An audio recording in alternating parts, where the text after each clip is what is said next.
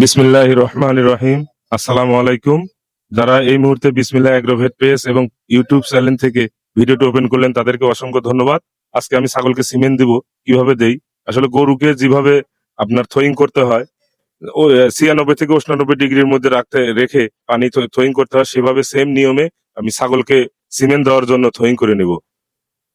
Same নিয়মে থোয়িং করে নিলাম। থোয়িং করার পরে আমি সিমেন্ট দেবো। তো আপনাদের একটা উদ্দেশ্যে একটা কথা বলতে পারি, নাম না জানা অনেকগুলা কোম্পানি যারা নিয়মিত ছাগলকে সিমেন্ট দিতেছে। আমরা ব্রাকের এই কর্মীগুলো আমরা ছাগলকে সাধারণত সিমেন্ট দেই না, আমাদের সময়ের একটু অভাব। এই কারণে সবাই ছাগলকে সিমেন্ট দিতে চায় না। আমি ভাবতেছি এখন নিয়মিত ছাগলকে সিমেন্ট দেবো। অল্প পরিসরে কিছু কিছু নির্দিষ্ট খামারিকে ছাগলের সিমেন্ট দেবো এবং ছাগলের বাচ্চা কেমন আসে সেই জিনিসটা আপনাদের দেখাবো। তো এই যে 2 পা আলোক করে নিল। আলোক করে নেওয়ার পরে আমি যেটা ক্যাথেটার বা যন্ত্র যেটা তৈরি করেছি সিরিঞ্জ কেটে, সেই জিনিসটা আমি ভালভার মুখে ঢুকাই দিলাম। ঢুকাই দেওয়ার পরে আপনারা দেখতে পারবেন সার্ভিসের মুখ বরাবর আমি সিমেন্টটা ঢেলে দেবো।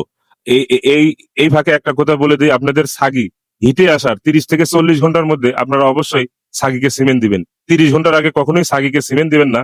যদি সিমেন্ট দেন তাহলে আসলে সিমেন্ট থাকার সম্ভাবনা খুব কম থাকে। সিমেন্ট দেওয়া হয়ে গেল, আপনারা দেখতে পাচ্ছেন ওই যে ভিতরে সিমেন্ট আছে। তো সিমেন্টটা এইভাবেই 2 পা আলোক করে মিনিমাম 20 মিনিট দাঁড় করে রাখতে হবে। যেভাবে আপনারা দেখতেছেন পাটা, সেভাবে 20 মিনিট দাঁড় করে রাখতে হয়। দাঁড় করে না রাখলে ছাগলের সিমেন্টটা আসলে সাধারণত আমরা সার্ভিসের মুখে দেই, সিমেন্টটা বের হয়ে যাওয়ার সম্ভাবনা থাকে। আপনি এইভাবে 20 মিনিট রেখে দিলে আশা করা যায় আপনার ছাগল কনসেপ্ট করবে। ধন্যবাদ সবাইকে। আসসালামু আলাইকুম ওয়া রাহমাতুল্লাহ।